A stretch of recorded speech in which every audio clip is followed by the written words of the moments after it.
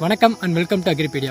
விவசாயம் தோன்றின காலத்திலிருந்து இன்னைய வரைக்கும் உலகம் முழுக்க இருக்க விவசாயிகளுக்கு ஒரு பெரிய அச்சுறுத்தலாக இருக்கிறது இந்த பூச்சிகள் தான். இந்தியாவில் மட்டுமே வருஷத்துக்கு 16% அதிகமான அளவில் பூச்சிகள்னால உணவு உற்பத்தி பாதிக்கப்படுது. இதனால் பார்த்தீங்கன்னா பல கோடிகளில் வருமான இழப்பும் நமக்கு ஏற்படுது. பயிர்களை சாதாரணமாக தாக்குற பூச்சிகள் மட்டும் இல்லாமல் சில நேரங்களில் ரொம்ப பேண்டமிக், அதாவது ரொம்ப பெரிய கூட்டமாக திடீர்னு சில பூச்சிகள் அதிகப்படியான அளவில் தோன்றி விவசாய நிலங்களை பாதிக்குது. ஃபார் எக்ஸாம்பிள், இப்போ ரீசெண்டாக பார்த்தீங்கன்னா லோக்கஸ்ட்னு சொல்லப்படக்கூடிய வெட்டுக்கிளிகள் தாக்குதல்னால பார்த்தீங்கன்னா வட மாநிலங்கள் பல பாதிக்கப்பட்டது. அதுக்கு முன்னாடி பார்த்தீங்கன்னா ஃபாலார்வியம், அதாவது படைப்புழுக்கள் தாக்குதல்னால பார்த்தீங்கன்னா உலகம் முழுக்க பல நாடுகளில் விவசாய உற்பத்தி பாதிச்சுது. இந்த சூழ்நிலையில் விவசாயிகள் பூச்சிகள் கண்ட்ரோல் பண்ணுறதுக்காக பார்த்தீங்கன்னா இன்செக்டிசைட்ஸை பயன்படுத்துகிறாங்க. இன்செக்டிசைட்ஸ் எல்லாம் பயன்படுத்துறதுனால பூச்சிகள் பெருமளவு கட்டுப்படுத்தப்பட்டாலுமே இந்த இன்செக்டிசைட்ஸ் பயன்படுத்துறதுனால சுற்றுச்சூழலுக்கும் பார்த்தீங்கன்னா பாதிப்பு ஏற்படுது. அது மட்டும் இல்லாமல் அதுலேருந்து கிடைக்கிற உணவுப் பொருட்களை உண்ணும்போது அதை சாப்பிட்ற மனுஷனுக்கும் சரி விலங்குகளுக்கும் சரி அது பாதிப்பை ஏற்படுத்துது. இதை பயன்படுத்துகிற விவசாயிக்கும் சரி அந்த மண்ணையும் பார்த்தீங்கன்னா இது பாதிப்பு ஏற்படுத்துது. இந்த இன்செக்டிசைட்ஸ் விலை அதிகமாக இருக்கிறது மட்டும் இல்லாமல் 60% மேலே சிறு குறு மற்றும் நடுத்தர விவசாயிகள் கொண்ட இந்தியா மாதிரியான நாடுகளில் இந்த மாதிரியான காஸ்ட்லியான இன்செக்டிசைட்ஸை வாங்கி பயன்படுத்துறதும் பார்த்தீங்கன்னா ரொம்பவே ஒரு கஷ்டமான விஷயமா இருக்குது. அது விவசாயிகளோட வருமானத்தையும் பார்த்தீங்கன்னா குறைக்குது. நம்மளுடைய நோக்கம் தற்கால சமுதாயத்துக்கும் எதிர்கால சமுதாயத்துக்கும் ஒரு நஞ்சில்லாத உணவை கொண்டுட்டு போய் சேர்க்கணுங்கிறது தான். அந்த வகையில் செலவும் ரொம்ப கம்மியாக சுற்றுச்சூழலுக்கும் எந்த ஒரு பாதிப்பையும் ஏற்படுத்தாமல் பூச்சிகளை கண்ட்ரோல் பண்ணுறதுக்கு ஒரு மிகச்சிறந்த வழி என்னன்னு கேட்டிங்கன்னா வேப்பங்கொட்டை கரைசல். இந்த வீடியோவில் அந்த வேப்பங்கொட்டை கரைசலை எப்படி தயார் பண்ணுறது அப்படிங்கிறத ஸ்டெப் பை ஸ்டெப்பாக பார்க்கலாம் வாங்க.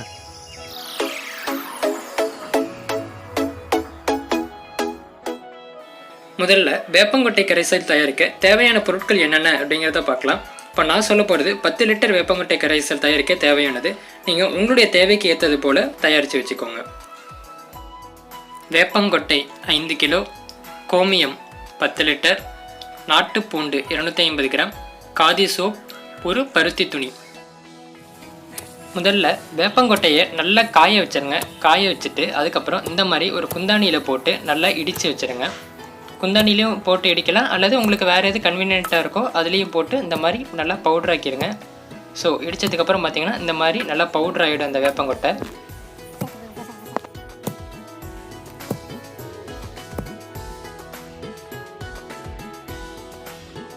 அதுக்கப்புறம் பூண்டு, நாட்டு பூண்டு கிடைச்சா பாருங்கள், அப்படி இல்லைன்னா சாதாரண வீட்டில் கிடைக்கிற பூண்டையே கூட பயன்படுத்திக்கலாம்.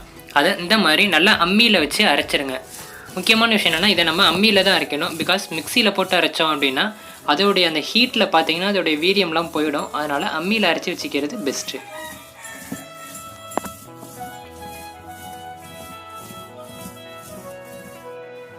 இப்போது தேவையானது எல்லாம் தயாராகிடுச்சு. வேப்பங்கொட்டை அரைச்சி வச்சாச்சு, கோமியம் தயாராகிடுச்சு, பூண்டும் பார்த்திங்கன்னா தயாராகிடுச்சு.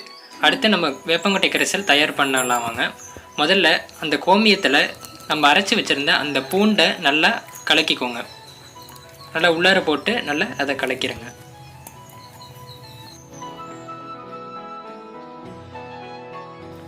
இப்போது நம்ம ஆல்ரெடி அரைச்சி வச்சுருந்த அந்த வேப்பங்கொட்டையை பார்த்திங்கன்னா ஒரு காட்டன் துணியில் போட்டு ஒன்றா கட்ட போகிறோம்.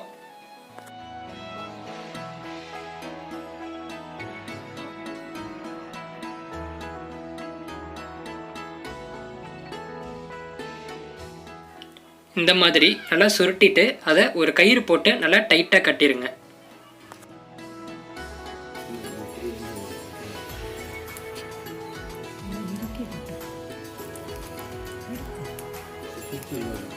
நல்லா டைட்டாக கட்டின பிறகு அந்த வேப்பங்கொட்டையை பார்த்திங்கன்னா எடுத்து அந்த கோமியத்தில் முக்கி வச்சிடுறோம். இந்த மாதிரி நல்லா உள்ளார முழுகிற அளவுக்கு உள்ளார அழுத்தி முக்கி வச்சுருங்க. வச்சுட்டு மேலே ஏதாவது மூடி போட்டு மூடிடுங்க, அல்லது துணியோடு போட்டு கட்டிடலாம்.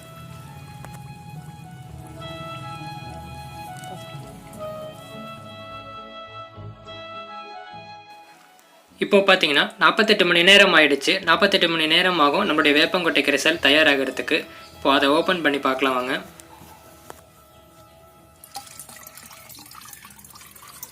நம்ம உள்ளார போட்டு வச்சுருந்த அந்த வேப்பங்கொட்டையை வெளியில் எடுங்க. வெளியில் எடுத்து அதை நல்லா புழிங்க. ஏன்னா புழிஞ்சு விட்டால் தான் அதில் இருக்கிற சாரெல்லாம் பார்த்தீங்கன்னா உள்ளார இறங்கும். உள்ளார நிறைய அப்சர்வ் ஆகிருக்கும். ஸோ அதை நல்லா புழிஞ்சிருங்க. நல்லா புழிஞ்சிட்டு வெளியில் எடுத்துங்க.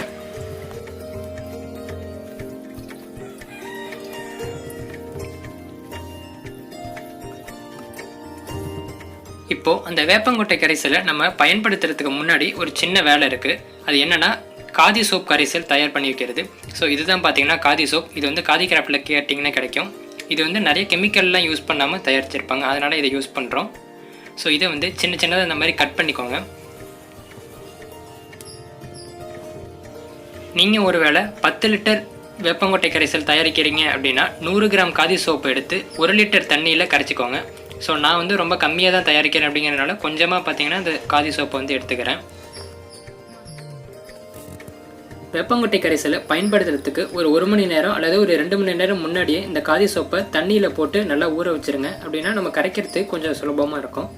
ஸோ இந்த மாதிரி தண்ணியில் போட்டு நல்லா ஊற வச்சிட்டிங்கன்னா காதி சோப் கரைசல் தயாராகிடும்.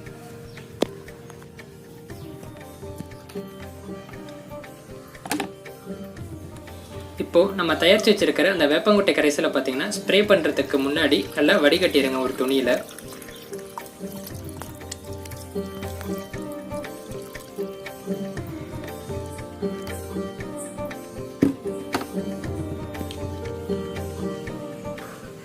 அதுக்கப்புறம் நம்ம கரைச்சி வச்சுருக்கிற அந்த காதி சோப் கரைசல் அதையும் பார்த்திங்கன்னா நம்மளுடைய வேப்பங்கொட்டை கரைசலில் கலந்துக்கிறோம்.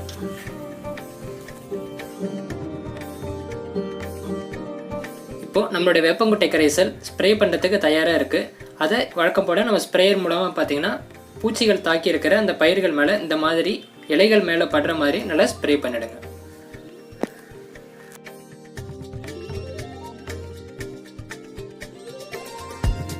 இந்த வேப்பங்கொட்டை கரைசல் தயார் பண்ணுறதுல கவனிக்க வேண்டிய சில முக்கியமான விஷயங்கள் என்னென்னா, இந்த வேப்பங்கொட்டை கரைசலை நம்மளால் ஸ்டாக் வச்சுக்க முடியாது, பல நாட்கள் வச்சு நீங்கள் பயன்படுத்த முடியாது. அதனால் அப்பப்போ தேவையான அளவுக்கு மட்டும் பயன்படுத்திக்குவாங்க. இது தயாராகிறதுக்கு பார்த்திங்கன்னா ஒரு 48 மணி நேரம் ஆகும். அதுக்கு அடுத்து ஒரு 48 மணி நேரத்துக்குள்ளார இதை பயன்படுத்திடுங்க. அதுக்கு மேலே போச்சுன்னா இதோட வீரியம் வந்து பார்த்திங்கன்னா குறைஞ்சிரும். இதில் பார்த்திங்கன்னா இந்த காதி சோப் கரைசல் வந்து நம்ம ஏன் பயன்படுத்தணும் அப்படின்னு கேட்டிங்கன்னா, அது வந்து ஒரு ஸ்டிக்கிங் ஏஜென்ட்டாக இருக்கும். அது பார்த்திங்கன்னா இலைகள் மேலே ஒட்டிக்கும். அதுக்காக தான் பார்த்திங்கன்னா நம்ம இந்த காதி சோப் கரைசல் வந்து நம்ம இதில் பயன்படுத்துகிறோம்.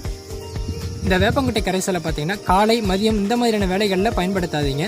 ஏன்னா சூரிய ஒளி பட்டுச்சுன்னா அந்த வேப்பங்கொட்டை கரைசலுடைய வீரியம் வந்து இழந்துடும். அதனால் மாலை நேரங்கள், அதாவது ஒரு 5 மணிக்கு மேலே இதை பயிர்களுக்கு நீங்கள் பயன்படுத்தலாம். அண்ட் இதை நீங்கள் எல்லா வகையான பயிர்களுக்கும் பயன்படுத்தலாம். எல்லா வகையான பூச்சிகளையுமே இந்த வேப்பங்கொட்டை கரைசல் வந்து கண்ட்ரோல் பண்ணும். இவ்வளோதாங்க வேப்பங்கொட்டை கரைசல் தயார் பண்ணுறது. ரொம்பவே எளிமையாக வீட்டிலேயே நம்ம சுலபமாக ஒரு பூச்சி இரட்டையை தயார் செஞ்சுட்டோம். நீங்கள் ஆல்ரெடி வேப்பங்கொட்டை கரைசல் பயன்படுத்தியிருக்கீங்க அல்லது இந்த வீடியோவை பார்த்த பிறகு தயார் செய்ய போகிறீங்க அப்படின்னா கமெண்ட் செக்ஷனில் சொல்லுங்கள். ஆல்ரெடி பயன்படுத்தி இருக்கிறவங்க அது எந்தளவு யூஸ்ஃபுல்லாக இருக்குது அப்படிங்கிறத கமெண்ட் செக்ஷனில் சொல்லுங்கள். ஸோ தட் இந்த வீடியோ பார்க்குறவங்களுக்கு அது யூஸ்ஃபுல்லாக இருக்கும். ஏற்கனவே பஞ்சகாவியம் எப்படி தயாரிக்கிறது மற்றும் அதை எப்படி பயன்படுத்துறது அப்படிங்கிறதெல்லாம் தனித்தனி வீடியோஸாக எக்ஸ்பிளைன் பண்ணி நம்ம சேனலில் போட்டிருக்கேன். அந்த வீடியோஸை பார்க்காதவங்க அந்த வீடியோஸை பார்த்துட்டு வந்துடுங்க. அந்த வீடியோஸ்க்கான லிங்க் டிஸ்கிரிப்ஷனில் இருக்குது. ஆல்சோ மேலே கார்டு கொடுக்குறேன், செக் பண்ணிக்கோங்க. இந்த வீடியோ பற்றின உங்களுடைய கருத்துக்களை கமெண்ட் செக்ஷனில் சொல்லுங்கள். அண்ட் வேறு என்னென்ன டாபிக்ஸில் வீடியோஸ் வேணும் அப்படிங்கிறதையும் கமெண்ட் செக்ஷனில் சொல்லுங்கள். இந்த மாதிரியான வீடியோஸ் உங்களுக்கு தொடர்ந்து வேணும் அப்படின்னா நம்ம சேனலை லைக் பண்ணுங்கள், ஷேர் பண்ணுங்கள். அண்ட் மறக்காமல் அக்ரி பீடியாக்கு சப்ஸ்கிரைப் பண்ணுங்கள். நன்றி, வணக்கம்.